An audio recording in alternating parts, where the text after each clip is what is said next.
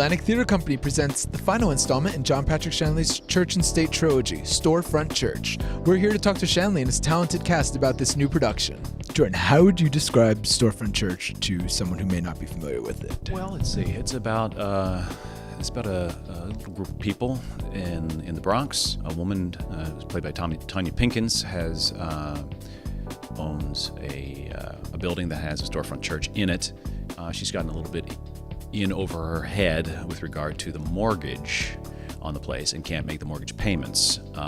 She has rented the lower half of the building out to a pastor who has turned it into a storefront church for himself. In Storefront Church, I'm looking at what happens if you, as we do in New York, occasionally just start a church in an arbitrary place, like in a place that used to be a candy store, and in basically an invented religion. And it can be whatever you want it to be. And I thought, well, if I could invent a religion that would be satisfying to me as a New Yorker now, what would it look like? And I wasn't sure, and I thought that was a damn good place to start a play. Why do you think the show is so timely for today's audience?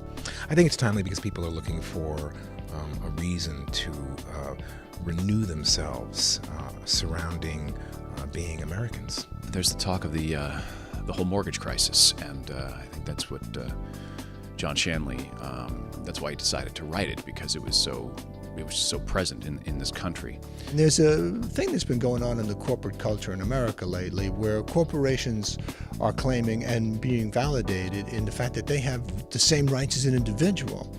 But I say if you have the same rights as an individual, you should have the same responsibility as an individual and be answerable, let's say, for bad things that you do.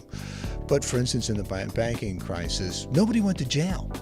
Whereas, like, if I stole all that money, we all know where I'd be right now, sending little postcards to my friends. As an actress, what is it like to share the stage with such a talented and acclaimed ensemble?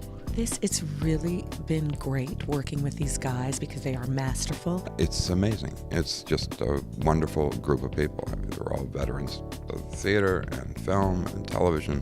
The most interesting, exciting part has been the process of working with actors I've not worked with before, and there's a mutual respect we all have for each other. So what attracted you to this topic in general? Well, I think it's been finding a place for spirituality in modern life that is useful and healthy.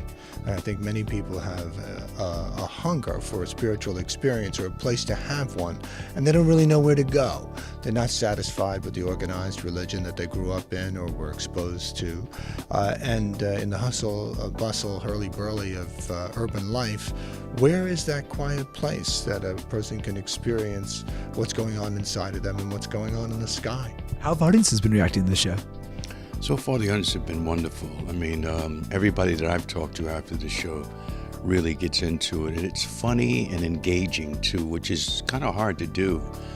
Sometimes you think it's very dramatic and then it gets intense, and then the next line will happen and you'll just start cracking up. The audiences they've been eating this play up. They've been enjoying it with howls of laughter, and then it goes to, the hankies and the tears for some. I've seen people laugh a lot, people cry. A couple of friends who saw it first preview, they said they wept. We've been fortunate in that we've been getting a very enthusiastic reaction. And I think a lot of people felt that the play was talking about stuff that they'd like to talk about, but that nobody was talking about. So that's sort of my vocation anyway, is to find out what isn't in the newspaper and write about it.